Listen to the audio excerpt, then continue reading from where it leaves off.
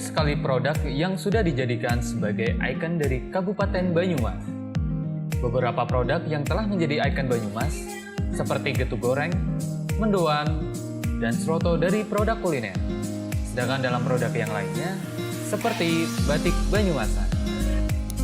Tidak banyak orang ketahui, termasuk orang Banyumas sendiri, bahwa Banyumas memiliki potensi dalam bidang industri logam. Secara data dan penjelasan, industri logam di Kabupaten Banyumas sangat jarang terulas karena produk-produk yang selalu diulas dan sering dijadikan sebagai wakil dari Banyumas yaitu produk olahan makanan dan fashion. Potensi olahan logam dari Kabupaten Banyumas sudah ada sejak zaman penjajahan. Sampai sekarang, banyak produk-produk logam di Banyumas maupun di luar Banyumas yang produsennya berasal dari Banyumas. Lebih tepatnya, di Pasir Wetan, Kecamatan Karanglewas.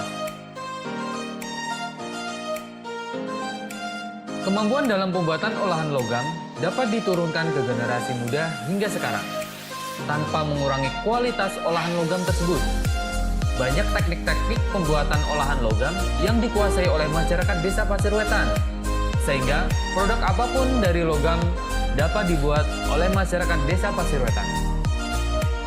Sekarang, hampir di setiap rumah menjadi industri pengolahan logam, baik yang berstatus rumahan maupun berstatus pabrik.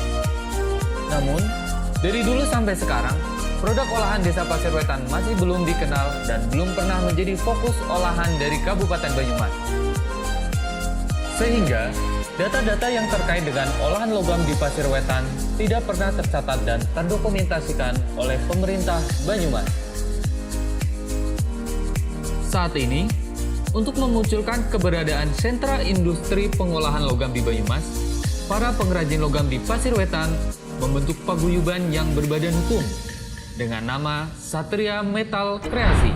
Perkenalkan, nama saya Nanang Putuhati, alamat saya di Desa Pasir Wetan, Kecamatan Karanglewas, Kabupaten Banyumas. Kebetulan di tempat kami, saya dipercaya sebagai Ketua Paguyuban Satria Metal Kreasi, paguyuban yang menaungi home industri wilayah Desa Pasir Wetan.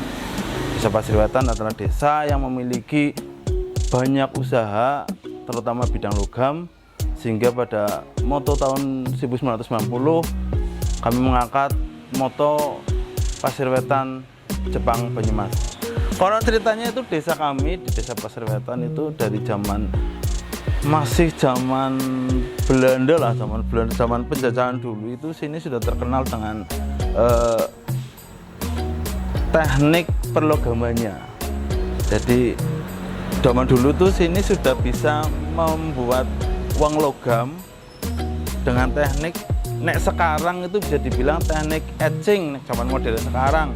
Cuman itu zaman mbah-mbah kita itu ya tekniknya ya mungkin manual, tetapi konon terkenalnya itulah. Dan beberapa dari kami, dari nenek moyang kami itu punya skill teknik, terutama teknik itu dibilang mumpuni.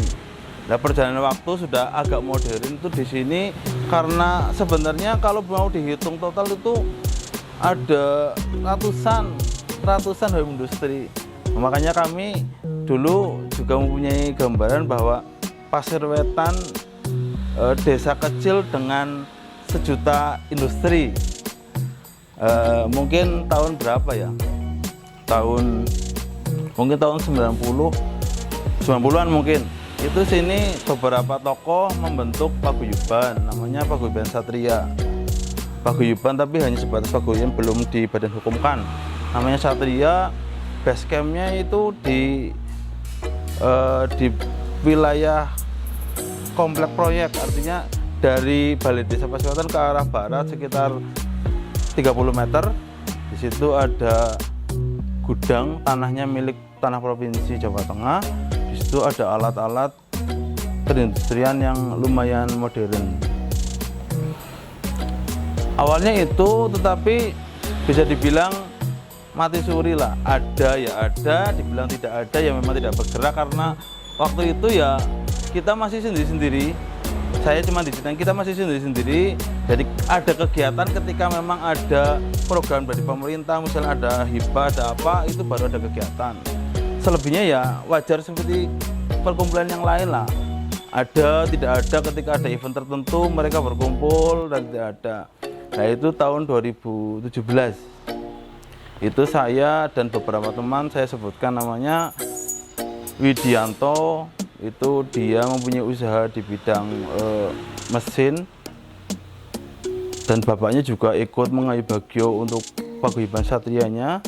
Terus teman saya lagi itu Mas Aris itu usahanya kerajinan lencana, tetapi yang lebih spesifik sebenarnya untuk produk akrilik. Nah, kita bertiga itu umurnya tidak begitu jauh. Kita waktu itu ya hampir setiap bulan lah kita ngobrol bareng di tempat ini, di tempat saya itu ngobrol bareng, ngobrol asik tentang apa saja, isu apa saja yang terjadi di masyarakat. Dan salah satunya isu usaha.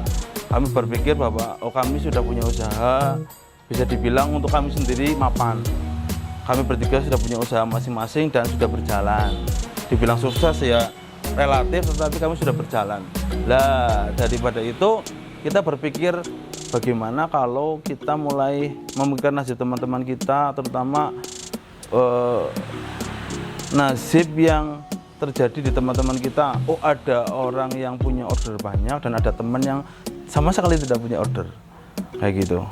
Dan ketika saya menelusuri mereka dan mereka kebetulan pada terbuka kepada kami, salah satu masalahnya yaitu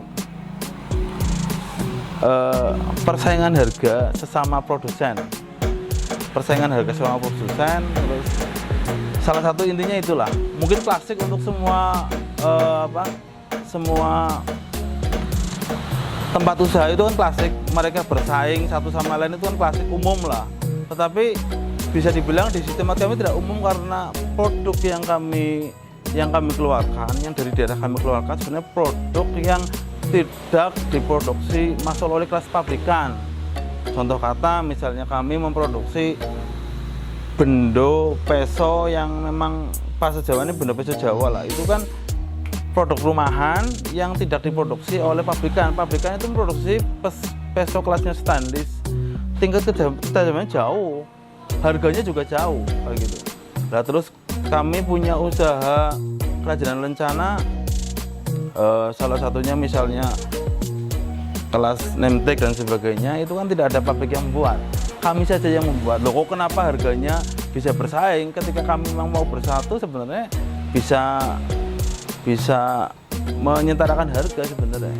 Nah itu salah satu awal cikal bakal kami bergerak, dan akhirnya kami mendapat tongkat estafet dari para sesepuh dari paguyuban Satria ke paguyuban Satria Metal Kreasi.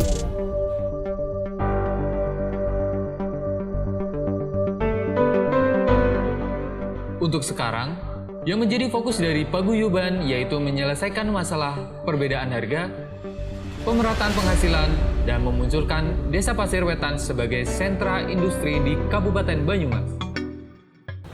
Yang go nasional itu perjalanannya Satria ke Satria Metal Kreasi kan ada di tengah, ada namanya Satria Metal Treasure sebelumnya. Untuk badan hukumnya nama kita pernah ke Satria Metal Treasure. Satria itu ya memang Satria dari yang condong ke Banyumasnya, Banyumas Satria itu. Metal artinya perlogaman, dan treasure itu artinya warisan budaya atau harta karun lah. Nah kami sebenarnya untuk momentum itu kami angkat kudi, kami angkat produk kudi yang pada dasarnya itu kan warisan budaya, karena itu senjata khas dari kabupaten kami, Kabupaten Banyumas.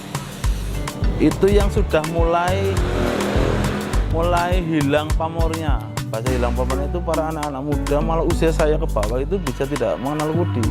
Mereka lebih cenderung pedang, bendo, pedang, parang seperti itu. Padahal kudi itu malah justru yang berdaya guna. Karena ketika pedang dan parang kan cuma memanjang itu lah. Kudi kan ada yang memanjang tajamnya, ada yang kayak orang hamilnya itu bisa dipakai untuk sekelas melubangi bambu dan sebagainya. Itu kemanfaatannya orang zaman dulu malah sudah sampai sekompleks itu sebenarnya teman. Karena memang kalah populer, jadi orang lebih mengenalnya pedang, lebih anak muda pedang, parang dan sebagainya. Lah maka dari itu kami dan teman-teman itu mulai mengangkat warisan budaya itu agar dikenal masyarakat. Itu dari seni historis itu ya, maksudnya dari seni historis itu kami mengangkat kudi biar dikenal oleh masyarakat, salah satunya dengan mengemas produk kudi sebagai souvenir berupa pin dan souvenir berupa gantungan kunci, juga mengemas kudi yang memang layak pakai kudi tetapi dikemas dengan wadah seperti katana biar dikenal masyarakat. Itu untuk nilai historis, dan untuk nilai penjualannya untuk semua produk kami, ketika beberapa pihak itu bergerak bahwa ayo UMKM kita berusaha untuk produknya bisa ekspor ke luar negeri gitu. Ekspor ke luar negeri gitu. Kami nggak seperti itu, kami berpikirnya bukan seperti itu, karena kami melihat potensi dalam negeri nasional itu dengan jumlah jiwa 250 juta lebih. Loh, kenapa kita harus ke luar negeri? Kenapa tidak menguasai pasar dalam negeri saja? Orang luar negeri juga malah berebut ingin masuk ke sini. Kita malah mengeluarkan produk ke luar negeri dengan jumlah yang tidak begitu banyak. Bagaimana cara kita, kalau itu menurut saya pengejawantahan dari cinta produk dalam negeri, yaitu ketika kita menguasai dalam negeri dengan jumlah penduduk 2.500 jiwa, itu kita sudah masuk berdikari.